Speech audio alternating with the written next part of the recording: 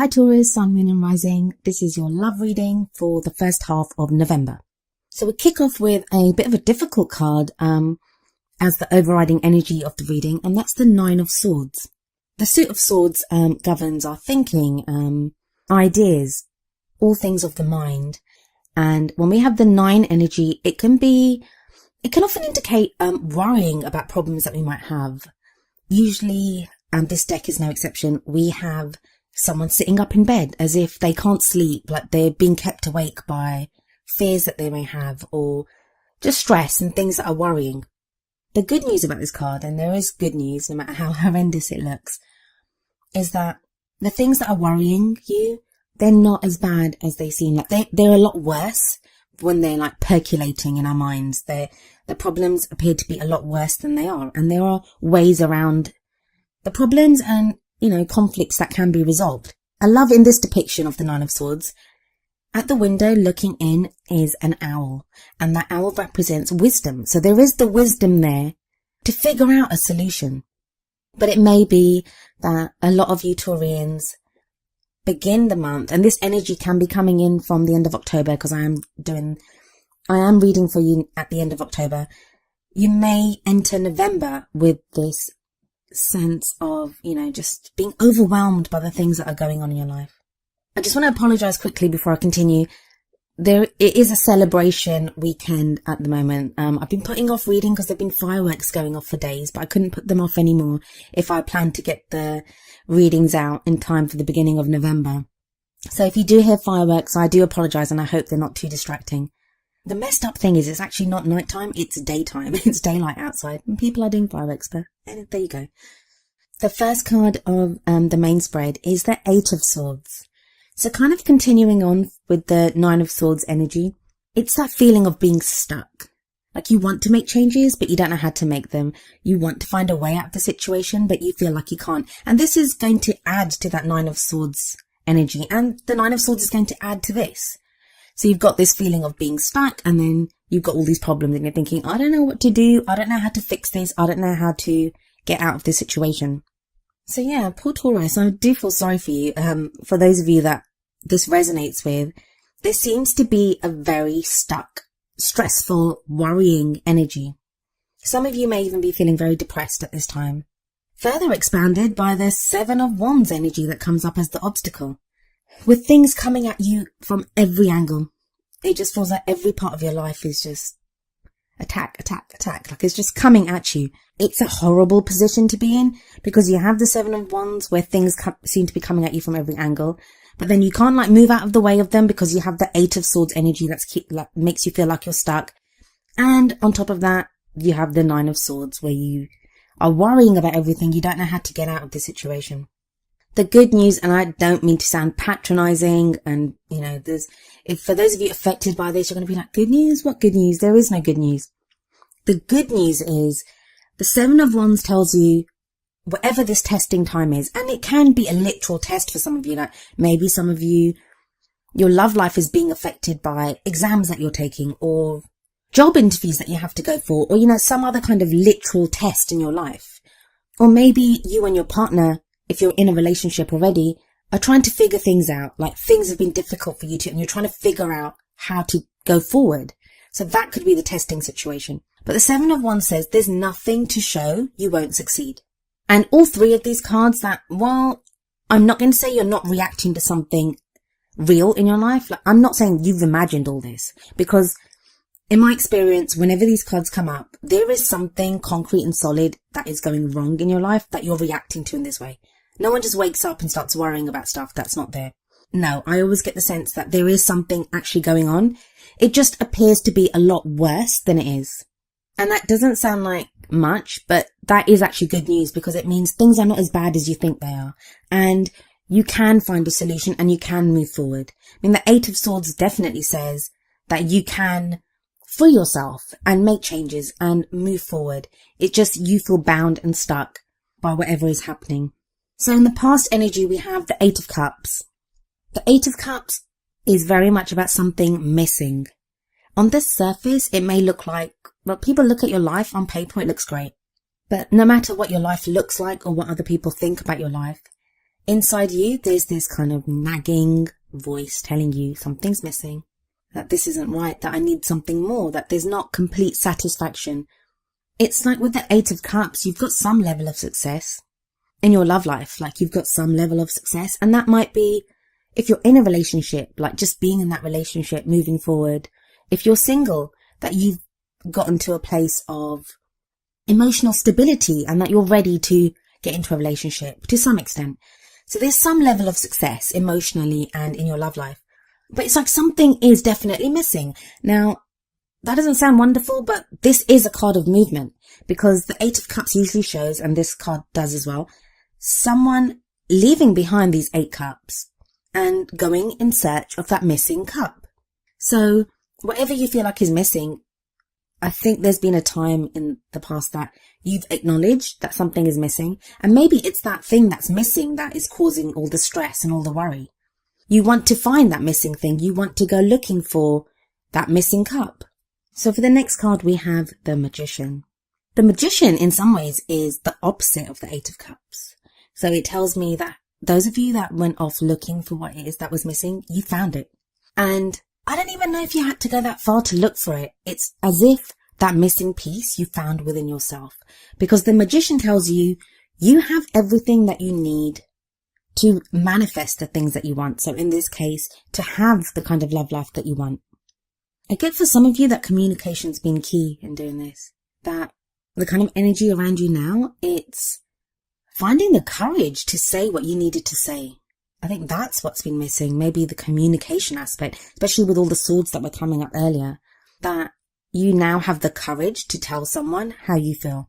For those of you in a relationship, it may be problems that you perceived in the relationship, but you didn't have the courage to say it before, or not even the courage, like it may just have been that you realized that this was a problem and then said it. For those of you that were single or had your eye on someone, a crush, maybe the Magician indicates that you were able or are able right now to tell that person something or to make a move towards that person. But the Magician is also the great manifester of the tarot.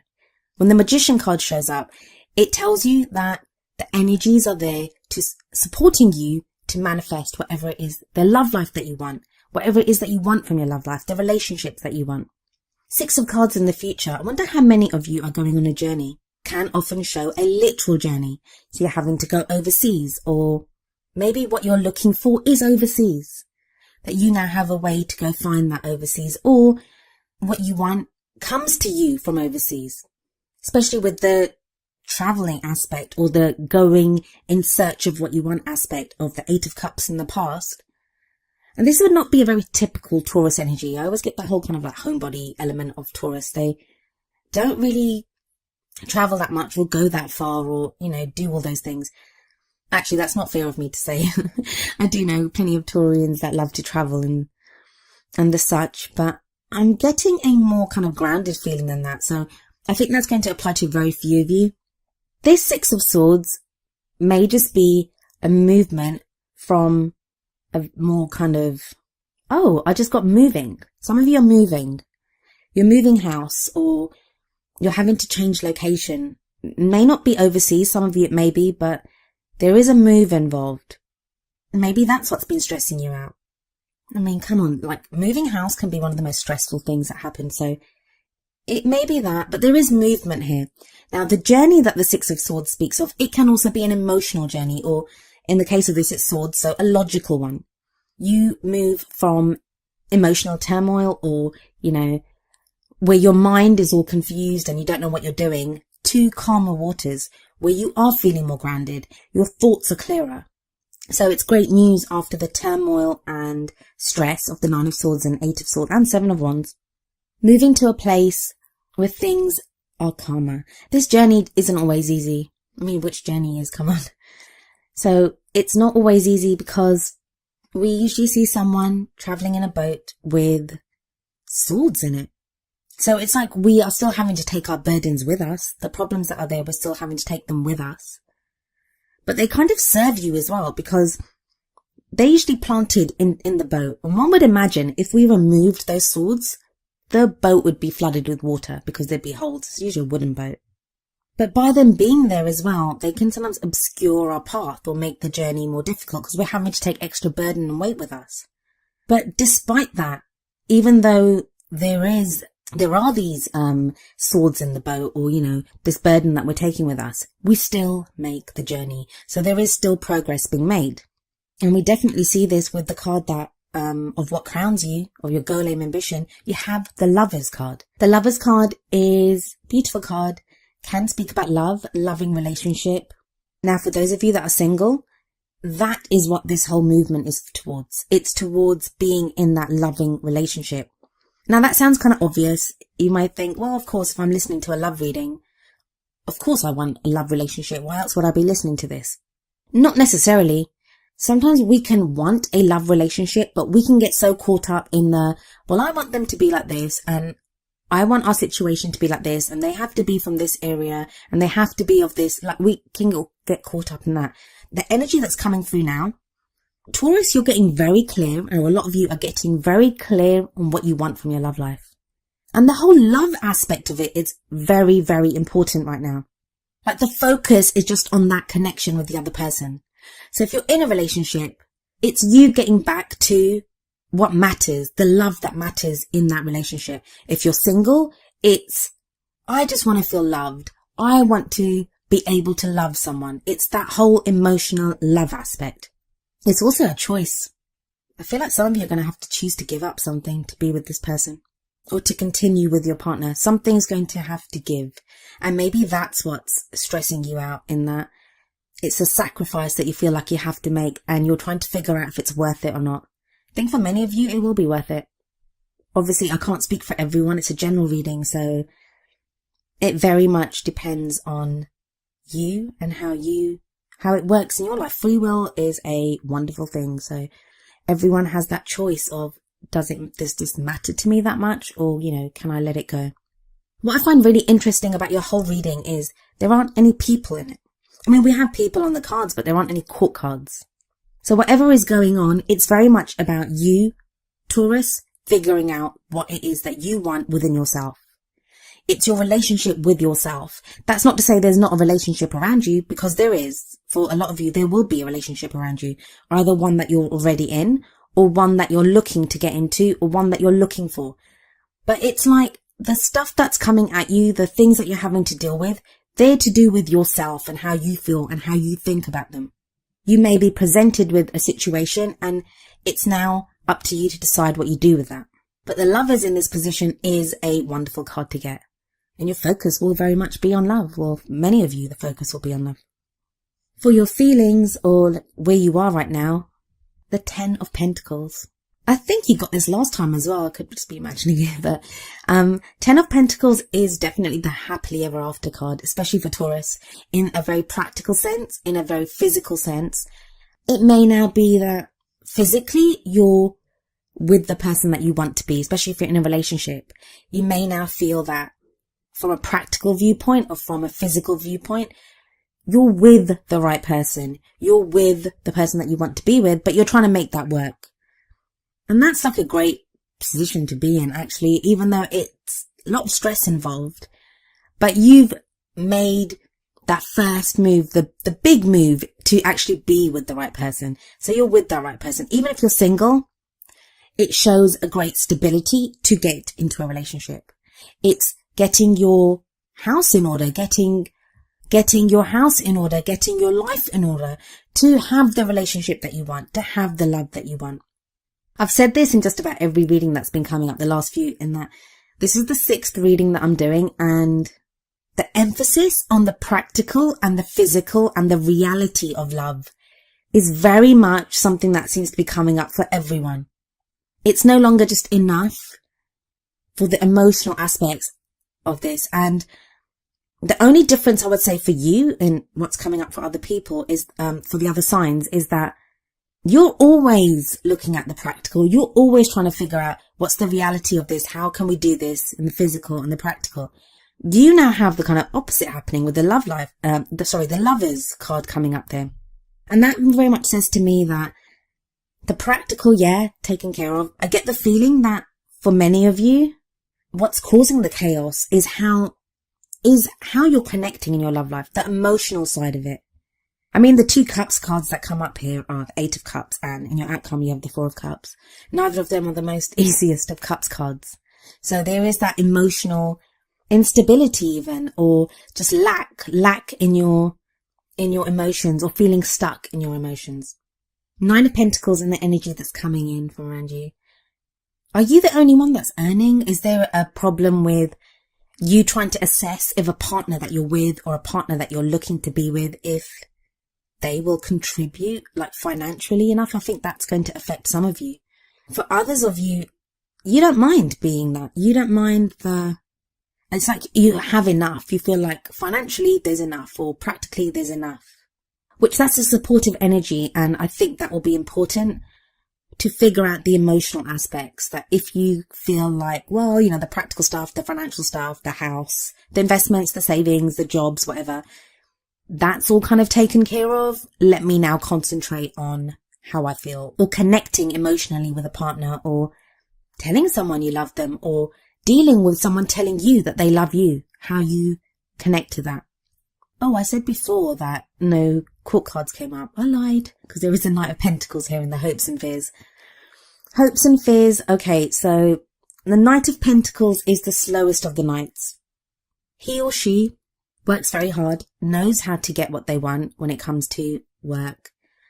And obviously as it is a Pentacles, this can indicate you, Taurus, because Pentacles are earth signs. So Taurus, Capricorn, or Virgo. Do you wish your partner worked more? Are you worried that your work ethic is going to affect your relationship? What is it that you're afraid that you're going to need to do? Or it seems like whatever fears you have connected to this relationship, and this may be the element that's coming up at the beginning where I was saying it seems worse than it is to you, it's not actually that bad, is the work aspect of it, that, you know, practically, do we have enough? Do we have the house? Is this the right thing to do? And I don't think you need to worry about it so much, because you have the 10 of Pentacles. So there's this kind of conflict there that on the one hand, you kind of know that, you know, everything is in place, the plan is going as needed, and you're moving forward in that direction. Don't let worries about practical stuff affect your love life. And I think that's an important lesson for you to learn this beginning of November. Don't mix the two up.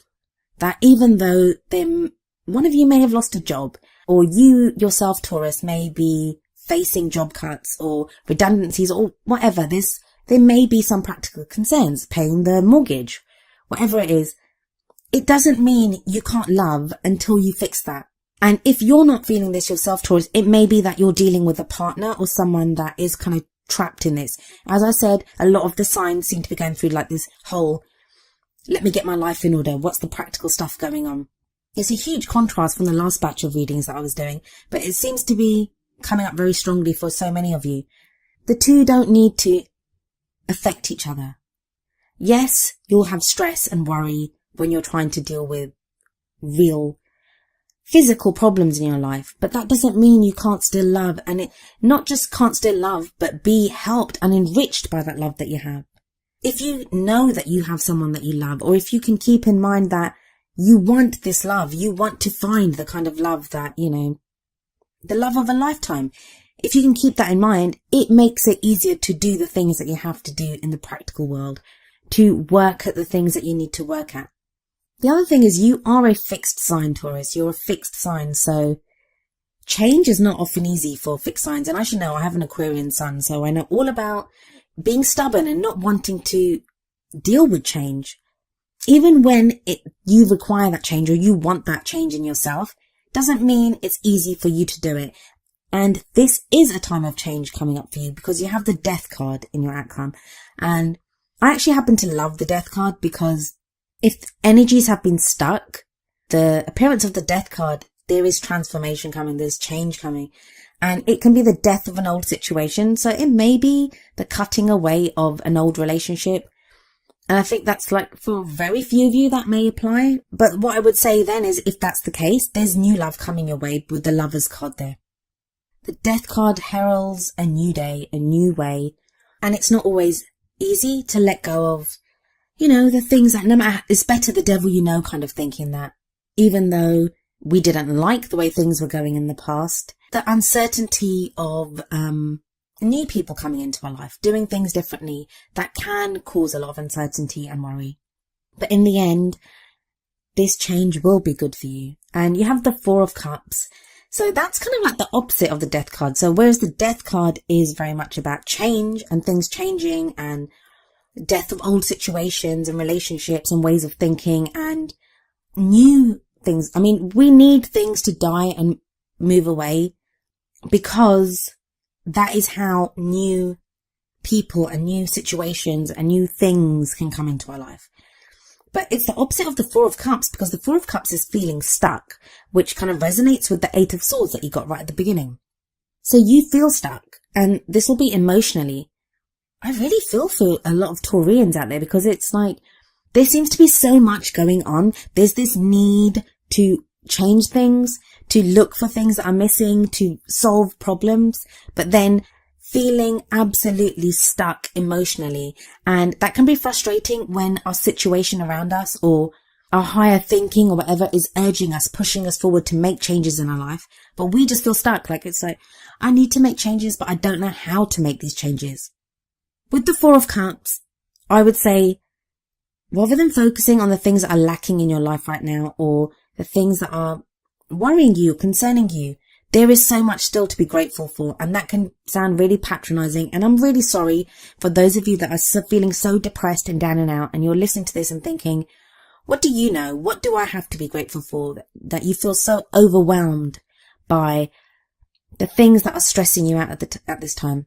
Trust me, there is. There's always something being offered to you in the Four of Cups, and we can see it here. There's 3 cups in the grass. Now, usually what's different about this deck is we usually have the person focused on the 3 cups and they don't see the 4th cup being given to them. In this deck, though, the person is looking directly at this 4th cup that is being handed down from the sky, from a cloud.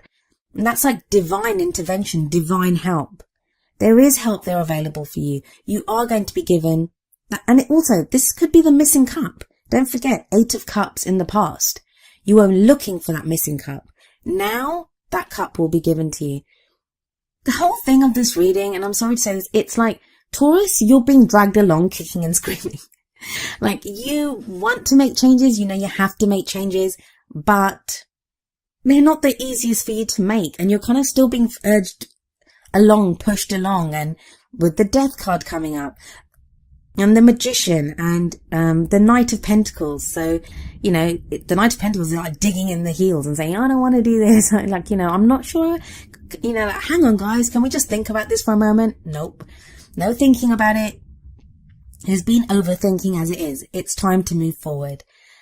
Now you have the 10 of Wands as the last card, and we can see here the guy looks very overburdened with these 10 wands on his back.